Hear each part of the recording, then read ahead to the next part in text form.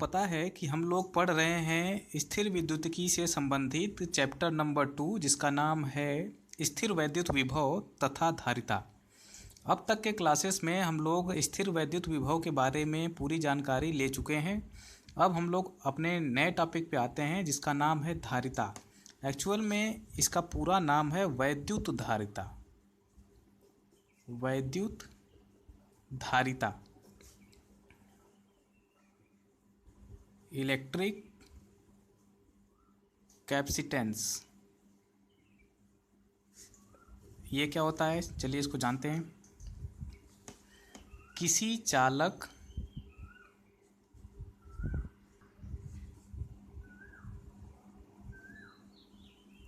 चालक की आवेश संचित करने की, ध्यान रखिएगा ये केवल चालक के लिए है, अचालक के लिए नहीं है। आवेश संचित करने की क्षमता को उस चालक की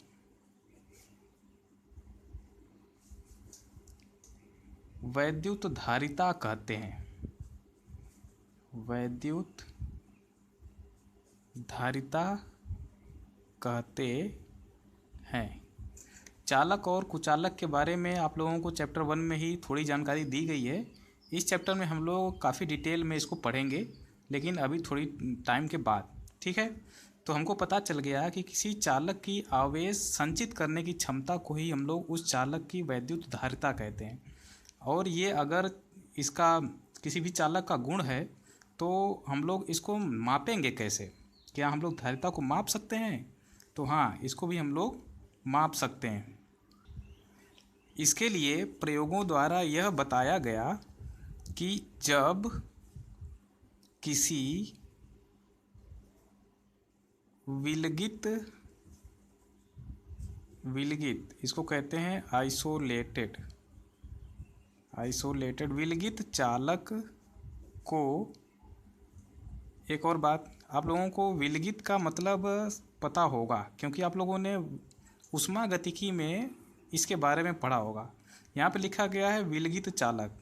इसका मतलब है कि ऐसा चालक जो कि अपने परिवेश से न ही आवेश आदान प्रदान कर सकता है, सीधी बात कहें तो न ही पदार्थ आदान प्रदान कर सकता है, न ही ऊर्जा। तो ऐसे चालक को हम लोग कहेंगे विलगित चालक, ठीक है। जब किसी विलगित चालक को कोई आवेश Q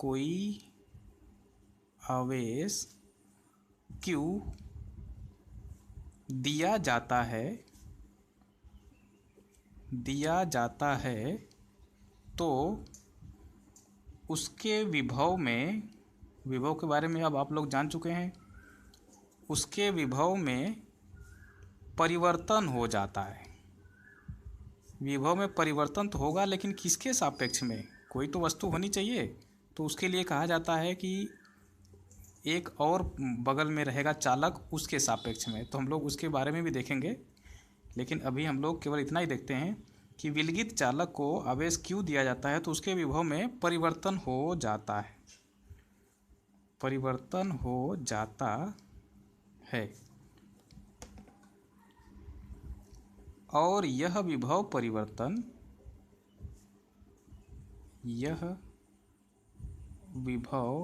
परिवर्तन जिसको हम लोग V से प्रदर्शित करेंगे, वस्तु को दिए गए आवेश के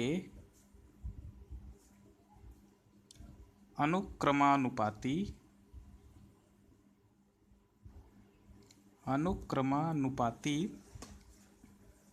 होता है। तो प्रयोगों द्वारा ये बताया गया कि जो आवेश देंगे तो हम लोग उसमें देखेंगे कि विभव परिवर्तित हो जाता है। तो वो परिवर्तन जो है आवेश के अनुक्रमानुपाती होता है। अनुक्रमानुपाती होने का मतलब होता है कि आवेश बढ़ेगा तो विभव भी बढ़ेगा। और आपको ये पता भी है, V प्रोपोर्शनल क्यू होता है। ऐसा देखा गया कि किसी चालक को जब हम लोग आवेश देते हैं तो उसके विभव में परिवर्तन हो जाता है।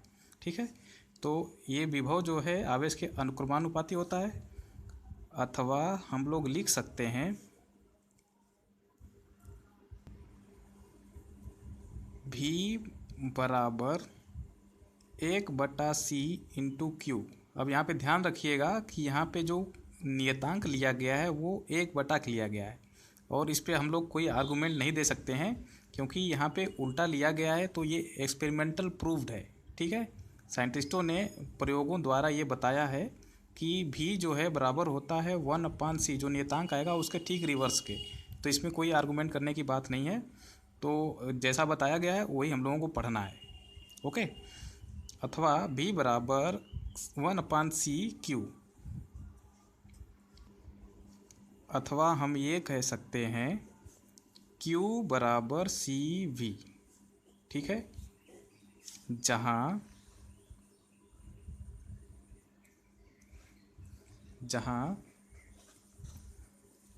C 1/c एक अनुक्रमानुपाती नियतांक है,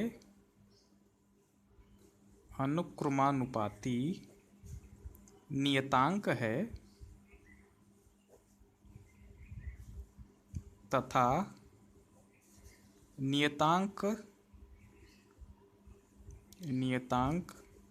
C को चालक की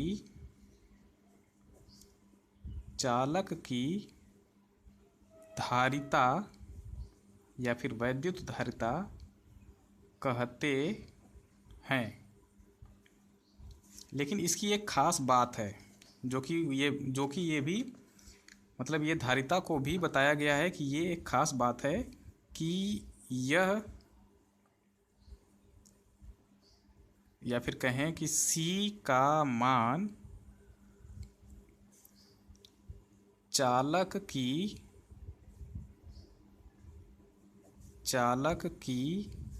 आकृति,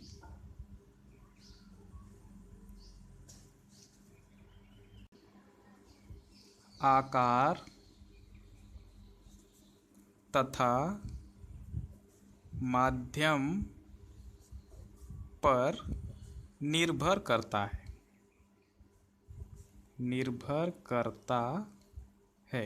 यही खास बात है धारिता की कि चालक की आकृति बदलेगी, धारिता बदल जाएगी। आकार मतलब छोटा बड़ा होगा, तुरंत धारिता बदल जाएगी। ठीक है, और उसके आसपास का माध्यम बदलेगा तो भी धारिता बदल जाएगी। तो इसके बारे में हम लोग पढ़ेंगे इसमें डिटेल से। तो अब हम लोग इसको थोड़ा सा समझने का प्रयास करते हैं कि एक्चुअल में धारिता क्या है। हमने देखा कि यहाँ पे हम लोगों ने पढ़ा अभी कि आवेश संचित करने की क्षमता को, तो संचित करने की क्षमता तो आप लोगों को समझ में आ रहा होगा कि जैसे कोई एक बर्तन है, मैं एक बर्तन लेता हूँ, मैं मान लेता हूँ कि इसकी कैपेसिटी या फिर कहें धारिता 1 लीटर है। ठीक है, तो इसमें हम लोग कितना द्रव भर सकते हैं? कोई भी द्रव भरेंगे तो 1 लीटर ही भर पाएंगे। ठीक है, 1 लीटर से ज़्यादा हम लोग द्रव भर नहीं पाएंगे। जैसे ही 1 लीटर से ज़्यादा होगा तो ये ओवरफ्लो होने लगेगा, बाहर निकलने लगेगा, है ना। ठीक है, इसी तरह से आप लोगों ने केमिस्ट्री में विलयन में पढ़ा होगा कि अगर हमारे पास कोई द्रव है, उसमें कोई ठोस पदार्थ घोल रहे हैं, ये द्रव है, इसमें कोई ठोस पदार्थ घोलें तो उसकी एक सीमा है घुलने की, और एक ऐसी अवस्था आती है जिसको हम लोग कहते हैं संतृप्त अवस्था, या फिर उस अवस्था में, संतृप्त अवस्था में उस विलयन को एक और नाम देते हैं संतृप्त विलयन। मतलब कोई, जैसे कि हम मान लेते हैं यहाँ पे एक जल से भरा पात्र है, उसमें हम लोग नमक डाल रहे हैं, तो नमक घुलता जाएगा, घुलता जाएगा, घुलता जाएगा, लेकिन एक ऐसी लिमिट आएगी, एक ऐसा टाइम आएगा जब वो घुलना बंद हो जाएगा। उस स्थिति को हम लोग कहते हैं संतृप्त बिंदु, या फिर कहें कि वो जो सॉल्यूशन बनाया है हमने वो संतृप्त अवस्था में पहुंच गया है।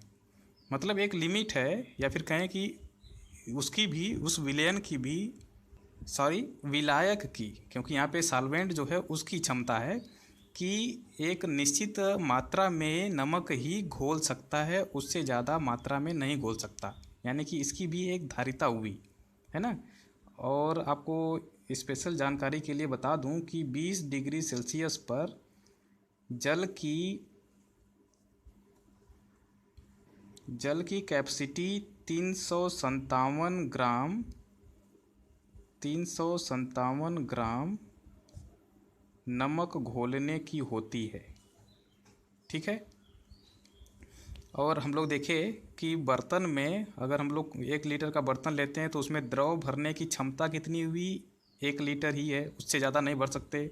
उसी तरह से किसी सॉल्वेंट की भी क्षमता होती है किसी सोल्यूट को डिज़ोल्व करने की। उम्मीद है कि आप लोग समझ रहे होंगे। तो जैसे कि हम लोग देखें कि किसी वाटर है तो 20 डिग्री सेल्सियस पर 1 लीटर पानी की क्षमता होती है 357 ग्राम नमक घोलने की। उससे ज़्यादा वो घोल नहीं पाएगा, उससे ज़्यादा अगर आप मिलाएंगे तो वो तली में बैठने लगेगा, ठीक है। इसी तरह से किसी चालक में भी हम लोग चालक को भी आवेशित किया जा सकता है, लेकिन उसकी एक क्षमता होती है और उसी क्षमता को हम लोग कहते हैं वैद्युत धारिता, ठीक है। तो मुझे जहाँ तक लगता है आप लोगों को धारिता का मतलब समझ में आ गया होगा। ओके। एक बहुत ही महत्वपूर्ण बात कि जैसे मैंने यहाँ पे एक बर्तन आपको दिखाया था कि ये 1 लीटर का बर्तन है जिसमें हम लोग द्रव भर रहे हैं, तो द्रव इस बर्तन से बाहर तभी निकलेगा जब इसकी ऊंचाई के ऊपर तक भरने लगेगा द्रव, ठीक है। लेकिन जब तक ऊंचाई तक नहीं पहुँचेगा द्रव ये बाहर नहीं निकलेगा, इतना तो पक्का है। और इस बर्तन की ऊंचाई हम लोग 1 ही लीटर का बर्तन अलग अलग ऊंचाई का बना सकते हैं। जैसे अगर कोई एक ऐसा बर्तन हो खूब चौड़ा सा तो 1 ही लीटर का रहेगा, लेकिन उसकी ऊंचाई तो बदल जाएगी। उसी तरह से एक खूब पतला सा भी बर्तन बना सकते हैं, ऐसे करके 1 ही लीटर का रहेगा लेकिन ऊंचाई खूब ज़्यादा बढ़ जाएगी। और द्रव तभी निकलेगा जब कि इसका तल, द्रव का तल जो भी हम लोग भर रहे हैं इस ऊंचाई के ऊपर तक जाएगा, ठीक है। उसी तरह से किसी भी चालक की धारिता पूरी तरह से उसके विभव पर निर्भर करती है। जब तक आवेश एक निश्चित विभव के ऊपर तक नहीं भरेगा तब तक वो ओवरफ्लो नहीं करेगा।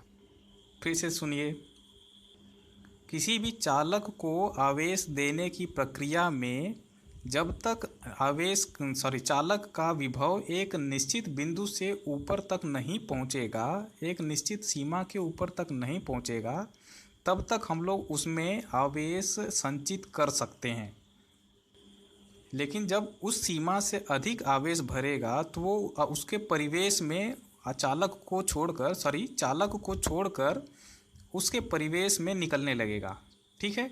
यानी कि हम लोग कह सकते हैं, जिसको कि आप लोग एक नोट करके लिख लीजिए, बहुत ही महत्वपूर्ण बात है कि चालक की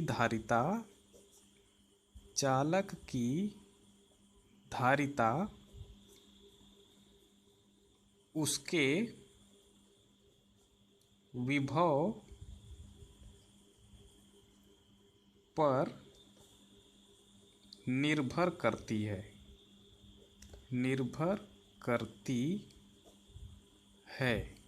ठीक है। और उसका विभव भी चालक की आकृति, आकार तथा माध्यम पर निर्भर करता है, ठीक। जैसे कि हमने कहा कि यहाँ पर 1 लीटर का बर्तन था, इसी तरह से हम कह सकते हैं कि हमको 1 कूलाम आवेश देना है, लेकिन उस चालक पर उत्पन्न विभव अलग अलग हो सकता है। जैसे ये बर्तन अलग कर दिया तो उसकी हाइट बदल गई, 1 ही लीटर द्रव भर रहे हैं लेकिन हाइट अलग अलग है। उसी तरह से 1 ही कूलाम आवेश दे सकते हैं लेकिन हम लोग अलग अलग विभव का चालक हम लोग बना सकते हैं, ठीक है। इसके बारे में हम लोग अच्छे से समझ लेंगे इस चैप्टर ख़त्म होने तक, तो अभी आप लोग परेशान मत होइएगा। बस केवल इतना ध्यान रखिएगा कि चालक की धारिता उसके विभव पर निर्भर करती है। हमको 1 ही कूलाम आवेश, जैसे कि एग्जांपल के लिए मान लेते हैं कि 1 ही कूलाम आवेश देना है, लेकिन उसका हम लोग विभव अलग अलग बना सकते हैं, ठीक है। तो हम लोग देखेंगे कैसे कि आकृति बदलेंगे और हम लोग उसको अलग अलग विभव का, अलग अलग धारिता वाला हम लोग चालक बना सकते हैं। तो कैसे बना सकते हैं वो लोग हम लोग बाद में पढ़ेंगे, लेकिन उसके पहले हम लोग देखते हैं कि यहाँ पे चालक का इस्तेमाल कर रहे हैं। तो चालक के बारे में थोड़ी ज़्यादा जानकारी पहले ले लेते हैं, उसके गुण क्या क्या है उसको भी जान लेते हैं, तब इसके बाद आगे बढ़ने की कोशिश करते हैं। ठीक है। और एक बात, हम लोग ये धारिता बढ़ाने के लिए हम लोग कुचालकों का भी इस्तेमाल करते हैं, तो उसके बारे में भी पहले पढ़ लेंगे। यानी कि हम लोग पहले अब जाएंगे पढ़ने के लिए चालक और कुचालक के बारे में, उनके गुणों के बारे में, तब उसके बाद हम लोग आगे बढ़ेंगे। ठीक, तो चलिए देखते हैं। चालकों के बारे में आप लोगों को पहले ही बताया गया है कि ऐसे पदार्थ जिनमें विद्युत प्रवाह सरलता से होता है चालक कहलाते हैं, जैसे कि धातुएं हैं, इलेक्ट्रोलाइट होते हैं इत्यादि। इलेक्ट्रोलाइट के बारे में आप लोगों को केमिस्ट्री में बताया गया होगा कि कुछ ऐसे केमिकल्स हैं जिनको कि किसी ध्रुवीय विलायक में अगर घोल दिया जाता है तो उनसे विद्युत प्रवाहित की जा सकती है। उम्मीद है कि आप लोगों को ध्रुवीय विलायक के बारे में पता होगा। ठीक है, तो इसके बारे में हम लोगों को ज़्यादा नहीं जानना है। आवेश संचय के लिए सामान्यतः धातुओं का इस्तेमाल किया जाता है, इसलिए हम लोग इस चैप्टर में जितनी बार भी चालक का नाम लेंगे इसका मतलब है कि हम लोग धातुओं की बात कर रहे हैं। ठीक है, याद रखिएगा। धात्विक चालकों की एक खास बात है कि इसमें आवेशवाहक इलेक्ट्रॉन होते हैं, क्योंकि धातुओं के संयोजी कोष के इलेक्ट्रॉन अपने परमाणु से अलग होकर गति करने के लिए स्वतंत्र होते हैं। ठीक है। अब एक बात ध्यान रखिएगा कि ये जो भी खासियत ये बताई गई है कि संयोजी कोष के इलेक्ट्रॉन अपने परमाणु से अलग होकर गति करने के लिए मुक्त होते हैं, ये खासियत केवल और केवल धातुओं में ही पाई जाती है। अब इसको थोड़ा सा समझने का प्रयास करते हैं। जैसे कि मान लीजिए ये एक हमारे पास परमाणु है, तो परमाणु के अंदर एक धन आवेशित नाभिक होता है और उसके चारों ओर कुछ कक्षाएं होती हैं जिनमें इलेक्ट्रॉन चक्कर लगाते रहते हैं, और इसके बारे में आप लोगों को पहले से पता है। ठीक है। तो जो सबसे बाहरी कक्षा होती है उस कक्षा को हम लोग कहते हैं संयोजी कोष। ओके। और उसमें जितने भी इलेक्ट्रॉन होते हैं उनको हम लोग कहते हैं संयोजी इलेक्ट्रॉन। ठीक। तो अगर ये धातु का परमाणु होता है तो उसकी एक खास बात होती है कि उसके संयोजी कोष के इलेक्ट्रॉन बहुत ही कमज़ोर बंध से बंधे होते हैं, क्योंकि ये नाभिक जो है सभी इलेक्ट्रॉनों पे आकर्षण बल लगा रहा होता है। तो केवल ये खासियत धातुओं में ही पाई जाती है कि उसके संयोजी कक्षा में जितने भी इलेक्ट्रॉन होते हैं बहुत ही कमज़ोर रूप में बंधे होते हैं। ठीक है। तो इसीलिए ये संयोजी कोष के इलेक्ट्रॉन अपने परमाणु से अलग होकर गति करने के लिए मुक्त होते हैं, इसीलिए इनको मुक्त इलेक्ट्रॉन भी कहते हैं। ये इलेक्ट्रॉन धातु के अंदर गति करने के लिए मुक्त होते हैं, परंतु धातु के बाहर नहीं निकल सकते हैं।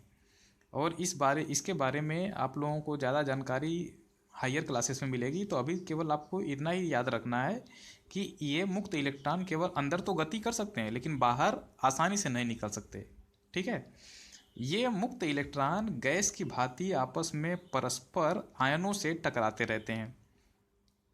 अब यहाँ पे एक बात ध्यान रखिएगा, गैस की भांति कहा गया, तो गैस के अणुगति सिद्धांत में आप लोगों ने कक्षा 11 में पढ़ा होगा कि गैस के अणुओं की गति कैसी होती है। यादृच्छिक गति होती है, इधर उधर किधर भी जा सकते हैं, उनकी कोई गति नहीं होती है। ठीक है। उसी तरह से मुक्त इलेक्ट्रॉन भी गैस की भांति बिहेवियर होता है इनका भी, और उन्हीं गैसों की भांति आपस में और आयनों से भी ये टकराते रहते हैं तथा विभिन्न दिशाओं में यादृच्छिक गति करते रहते हैं। यादृच्छिक को हम लोग इंग्लिश में रैंडम भी कहते हैं। तथा बाह्य विद्युत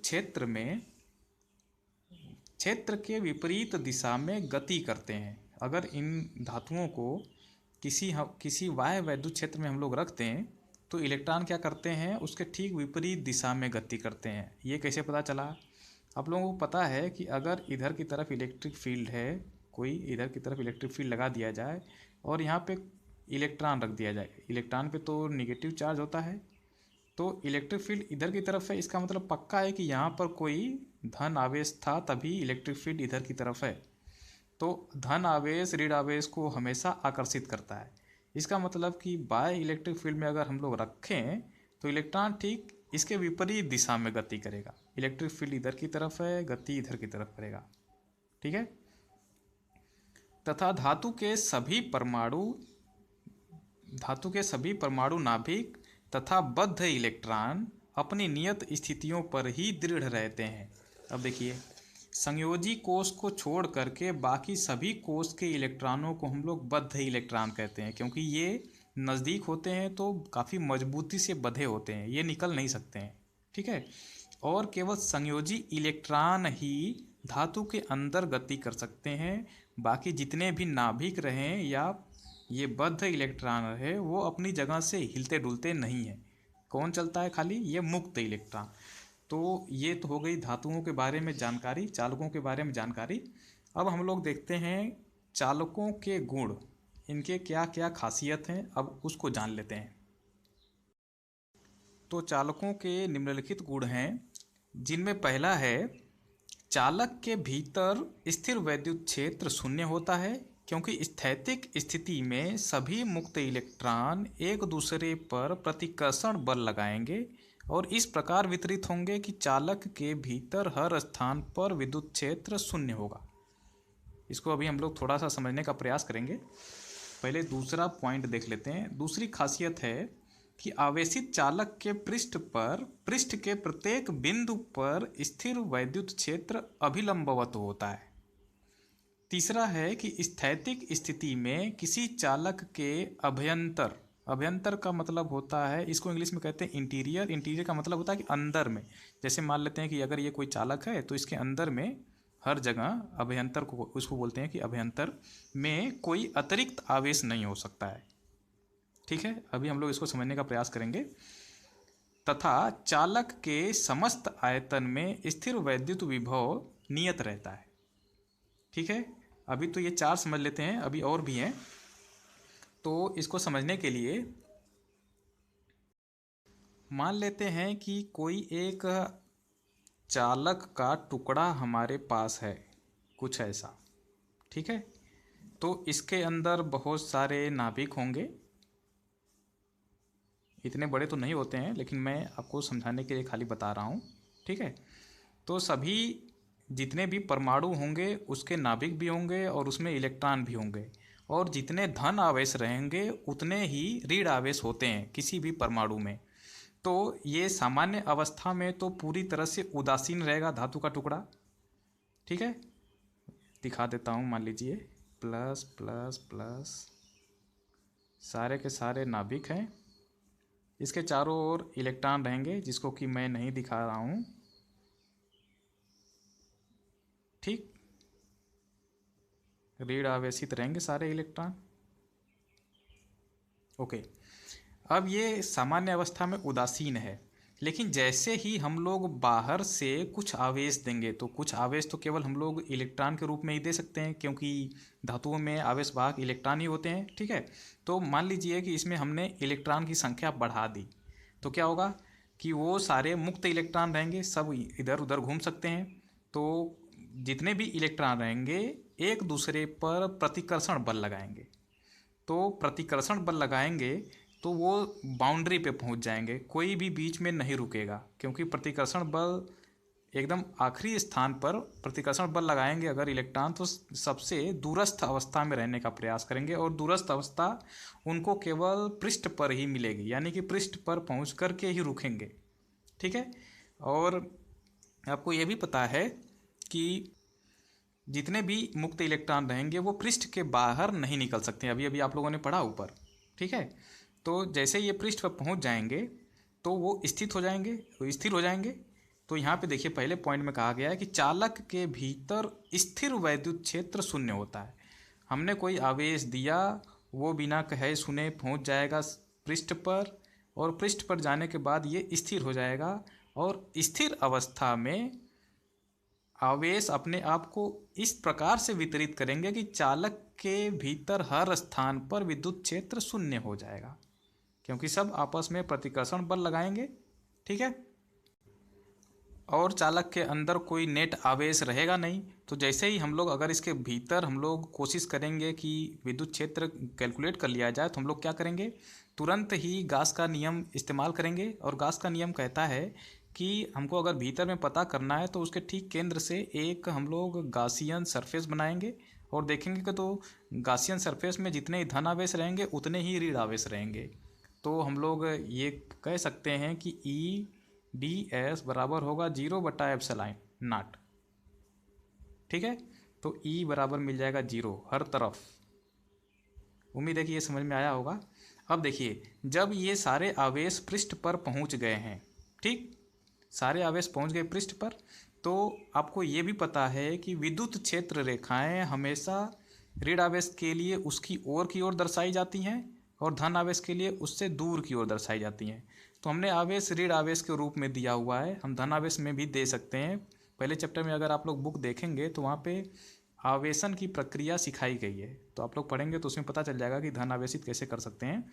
तो अगर हम लोग मान लेते हैं इसको ऋण आवेश दिए हैं तो ठीक इसकी ओर होगी, तो क्या होगा कि प्रत्येक बिंदु पर उसकी ओर की ओर अगर हम लोग विद्युत क्षेत्र रेखाएं खींचेंगे तो वो केवल और केवल अभिलंबवत ही आएंगे।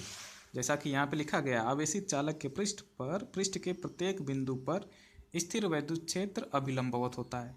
ठीक है। अब तीसरी बात, स्थैतिक स्थिति में किसी चालक के अभ्यंतर में कोई अतिरिक्त आवेश नहीं हो सकता है। और यहाँ पर ये सब स्पष्ट भी है कि जैसे ही हम लोग कोई बाह्य आवेश देंगे तुरंत ही एक दूसरे पर क्या करेंगे, प्रतिकर्षण बल लगाएंगे और वो पृष्ठ पर पहुँच जाएंगे। ठीक है। अब चौथी बात कही गई है कि चालक के समस्त आयतन में स्थिर वैद्युत विभव नियत रहता है। चालक के समस्त आयतन में हमको अब निकालना है विद्युत विभव, तो कैसे निकालेंगे? आपको पता है कि इसके भीतर विद्युत क्षेत्र तो 0 हो गया। ओके, जैसे ही विद्युत क्षेत्र 0 हुआ, हम लोगों को एक फार्मूला पता है कि E बराबर होता है -dV/dr। अगर आप लोग भूले नहीं हो तो इसका मतलब हम लोग लिख सकते हैं dV बराबर 0। तो अगर हम लोग भी निकालना चाहें तो इंटीग्रेशन करेंगे, और इंटीग्रेशन करना अब तक आप लोगों को आ गया होगा। इसका इंटीग्रेशन करेंगे भी आ जाएगा और ये बराबर 0 हो जाएगा। अंदर में ये गड़बड़ है, ये 0 नहीं आएगा। इसका इंटीग्रेशन करेंगे तो ये तो 0 आएगा, प्लस एक कांस्टेंट आता है। इंटीग्रेशन करना अगर आप लोगों ने सीखा हो तो, कि एक नियतांक उसमें जोड़ देते हैं। नियतांक क्या है हमको तो नहीं पता है, लेकिन ये अगर नियत अंक है इसका मतलब ये पता चल गया हमको कि विभव जो है चारों तरफ नियत रहेगा। ठीक, तो चारों पॉइंट प्रूफ हो गए। पहला पॉइंट था कि चालक के भीतर स्थिर विद्युत क्षेत्र 0 होता है, उसी से हम लोगों को बाकी तीनों पता चल गए कि अगर विद्युत क्षेत्र 0 हुआ तो आवेश चला जाएगा बाहर की तरफ, और बाहर की तरफ जाएगा तो विद्युत क्षेत्र रेखाएं इसके नज़दीक में, दूर तक की बात नहीं की जा रही है, नज़दीक में, क्योंकि दूर में हो सकता है कोई और आवेश हो तो घूम सकता है ये विद्युत क्षेत्र रेखाएं। ठीक है, तो आवेश के पृष्ठ के नज़दीक में विद्युत क्षेत्र अभिलंबवत होता है। ओके, और उसके अंतर में, किसी भी चालक के अभ्यंतर में, इसी को कहते हैं अभ्यंतर, उसके अंदर जितना भी रहेगा, तो अभ्यंतर में कोई अतिरिक्त आवेश नहीं हो सकता है। ये तीसरा गुण था। चौथा था, चालक के समस्त आयतन में स्थिर वैद्युत विभव नियत रहता है। ठीक है, तो चारों ये नियत कैसे रहा ये पता चल गया। ठीक है, अब पांचवा गुण है इसका, चालक का पांचवा गुण है कि अगर हम लोग कहें कि पृष्ठ पर विद्युत क्षेत्र 0 नहीं है, क्योंकि पृष्ठ पर तो आवेश है, पृष्ठ पर अगर विद्युत क्षेत्र 0 नहीं है तो होगा कितना, तो वही हेडिंग डालेंगे कि आवेशित चालक के पृष्ठ पर, इसको चाहे तो इस पॉइंट को गुण के बाहर भी रख सकते हैं, लेकिन गुण में ही लिख लीजिए, अच्छा रहेगा। आवेशित चालक के पृष्ठ पर विद्युत क्षेत्र कितना होता है, इसी को हम लोग पता करने का प्रयास करेंगे। ठीक है, तो माना निर्वात में रखे किसी चालक के पृष्ठ पर पृष्ठीय आवेश घनत्व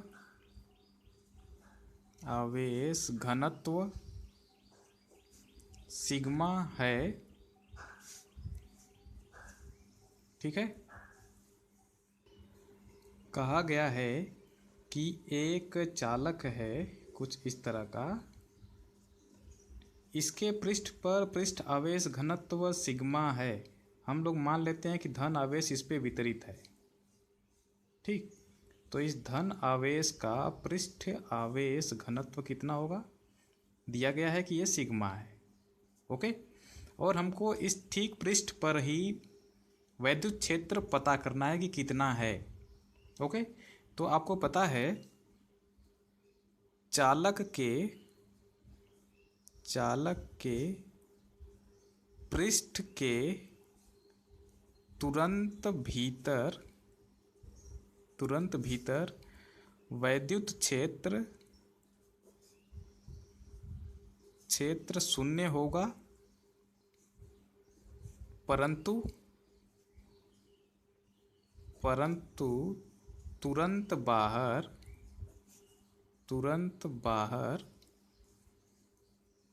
वैद्युत क्षेत्र पृष्ठ के लंबवत होगा, ओके। यहाँ पृष्ठ पर एक बेलनाकार गाउसीय पृष्ठ खींचा जा सकता है, जिसके बारे में आप लोगों को पहले से ही पता है। गाउसीय पृष्ठ खींचा जा सकता है।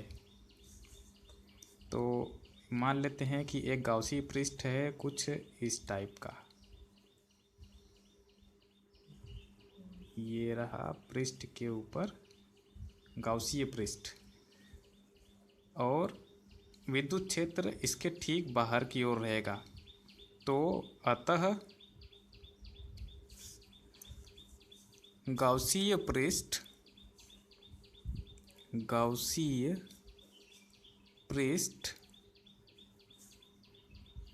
से गुजरने वाला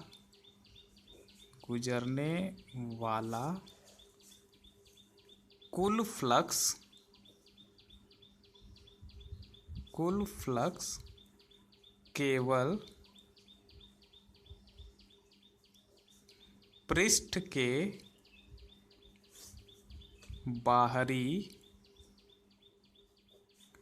अनुप्रस्थ काट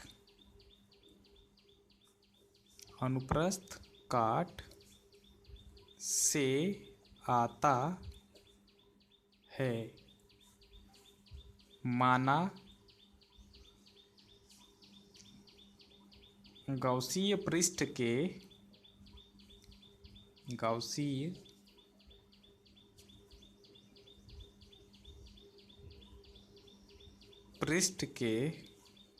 बाहरी अनुप्रस्थ काट का क्षेत्रफल डेल्टा एस है। तो इससे गुजरने वाला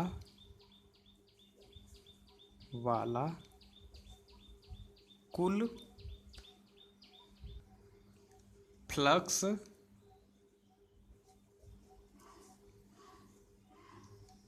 गॉस के नियमानुसार कितना होगा, E.ds लंबवत है तो EDS बराबर Q/ε0, और Q यहाँ पे हम लोग लिख सकते हैं सिग्मा ds, लिख सकते हैं हम लोग इसको, ऑलरेडी आप लोगों ने इसको पढ़ा भी है। तो बटा ε0 अर्थात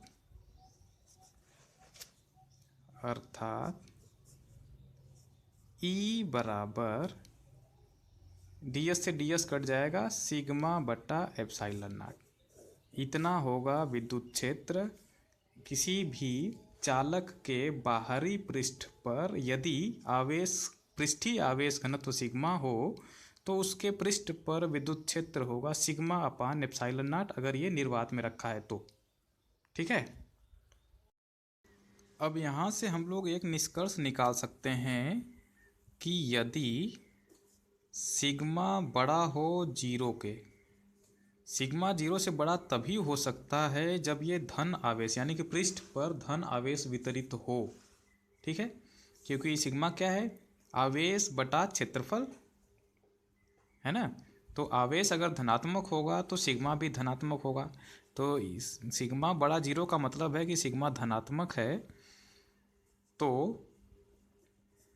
विद्युत क्षेत्र पृष्ठ के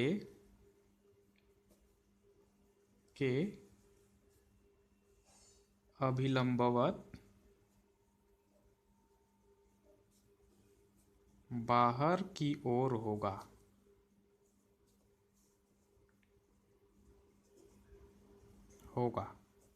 जैसा कि यहाँ पर है। ठीक, अगर यदि सिग्मा छोटा हो जीरो से यानी कि ऋणात्मक हो तो विद्युत क्षेत्र पृष्ठ के अभिलंबवत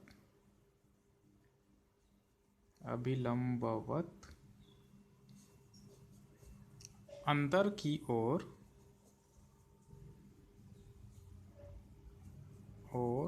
होगा। एक बात और ध्यान रखिएगा, अंदर की ओर तो होगा लेकिन अंदर नहीं जाएगा। ठीक है, पृष्ठ पर ही रहेगा खाली। ओके, तो उम्मीद है ये समझ में आया। अब आखिरी गुण है जो कि एक स्पेशल घटना भी है, नंबर 6, स्थिर वैद्युत परिरक्षण।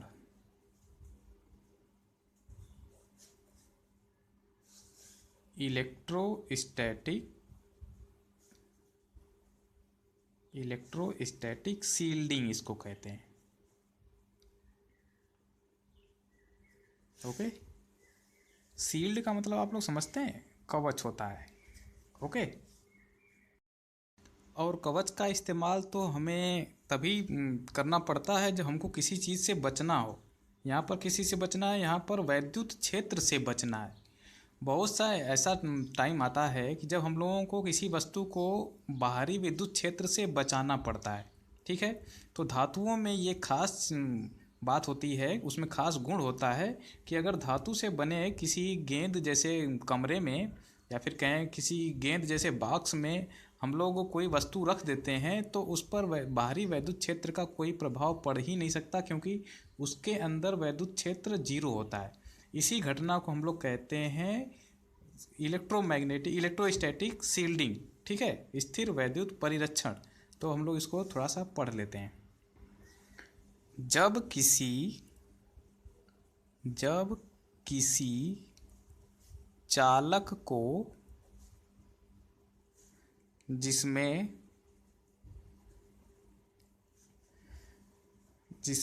कोई कोटर हो, कोटर का मतलब है होल। ठीक है, कोटर हो तथा उस कोटर में कोई आवेश न हो को किसी बाह्य वैद्युत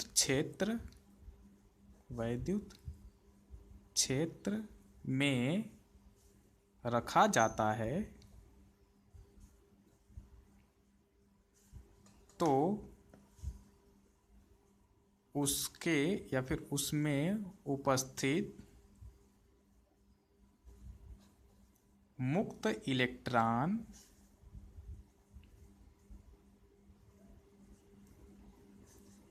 क्षेत्र की विपरीत दिशा में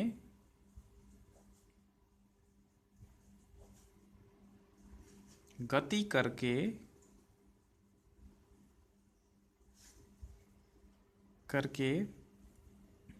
एक ओर के पृष्ठ पर एकत्रित हो जाते हैं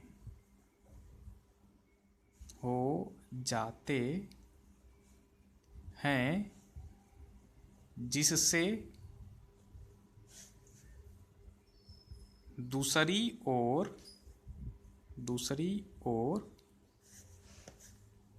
समान मात्रा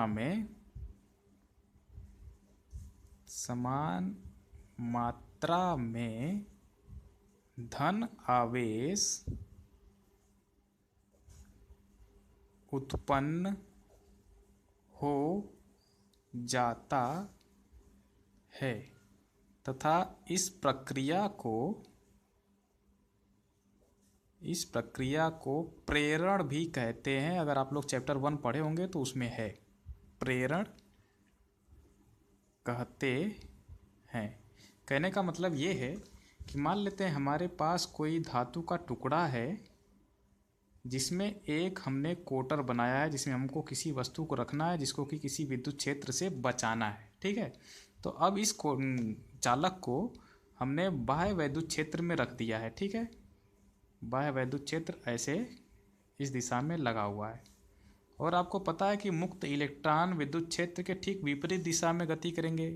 मुक्त इलेक्ट्रॉन क्या, कोई भी इलेक्ट्रॉन रहेगा तो हमेशा गति करने लायक अगर रहेगा तो वो विद्युत क्षेत्र के विपरीत दिशा में गति करेगा।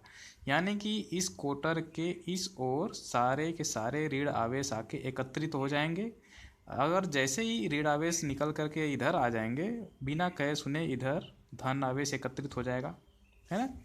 तो ये आवेशन, इस वस्तु के आवेशन की इस प्रक्रिया को हम लोग प्रेरण कहते हैं। ओके, अब आगे देखते हैं। मान लेते हैं ये जो बाह्य वैद्युत क्षेत्र है उसकी तीव्रता E है। ठीक, प्रेरण कहते हैं इन प्रेरित आवेशों के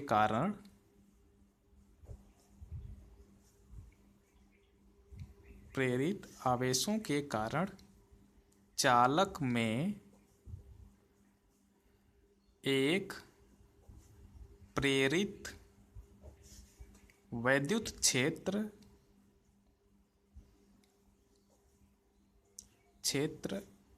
उत्पन्न होता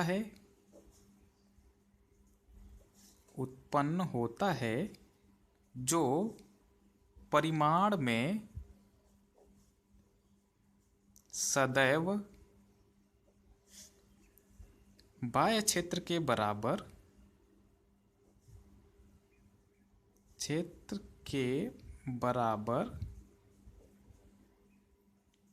तथा दिशा में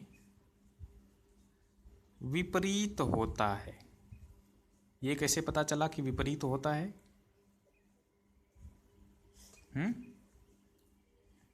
देखिए, जैसे ही आवेश ऋण आवेश इधर आ गए, इधर धन आवेश आ गया, और आपको पता है कि वैद्युत क्षेत्र हमेशा धन आवेश से ऋण आवेश की ओर होता है। यानी कि जो प्रेरित वैद्युत बल या वैद्युत क्षेत्र है, ठीक है, जो प्रेरित वैद्युत क्षेत्र है उसकी दिशा ठीक विपरीत होगी किसके, जो बाह्य वैद्युत क्षेत्र है उसके। ओके, और ये पाया गया है कि इसका परिमाण भी, ये केवल चालक के लिए है, इसका परिमाण बाह्य क्षेत्र के ठीक बराबर होगा। ओके, विपरीत होता है चाहे बाह्य क्षेत्र कितना भी अधिक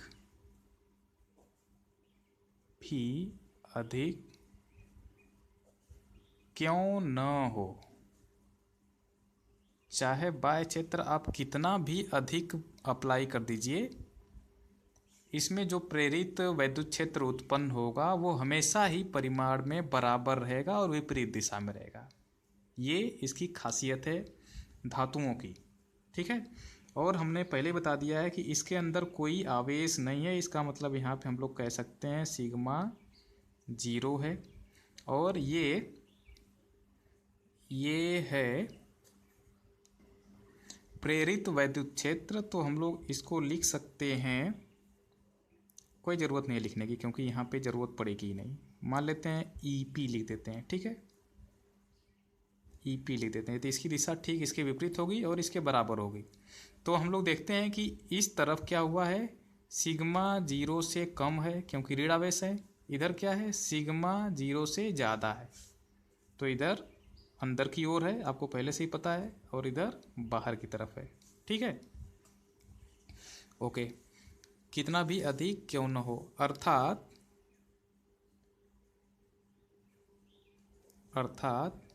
चालक के अंदर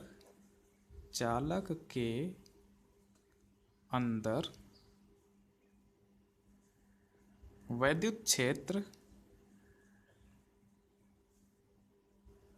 या फिर लिख सकते हैं नेट वैद्युत क्षेत्र, ठीक है, क्योंकि एक वैद्युत क्षेत्र इधर की तरफ लगा है, एक वैद्युत क्षेत्र इधर की तरफ लगा है, तो नेट वैद्युत क्षेत्र अगर निकालेंगे, नेट वैद्युत क्षेत्र सदैव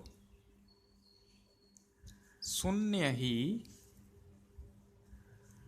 रहता है तथा कोटर में रखी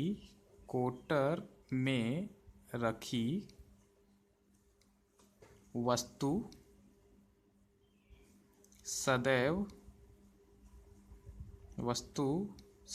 वैद्युत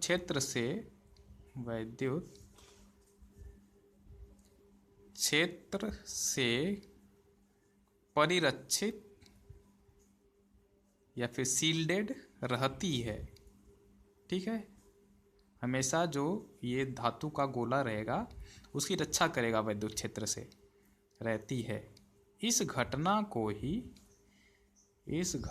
कहें इसको, या फिर गुण कहें धातुओं का, दोनों एक ही है, को ही वैद्युत परिरक्षण कहते हैं,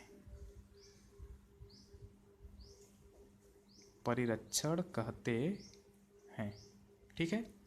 और इसका एक एग्जाम्पल भी आप लोगों को बता दूं कि जैसे बारिश के समय बिजली गिरती है और उस समय कोई बस में व्यक्ति बैठा है, तो बस की छत जो है हमेशा धातु की बनाई जाती है।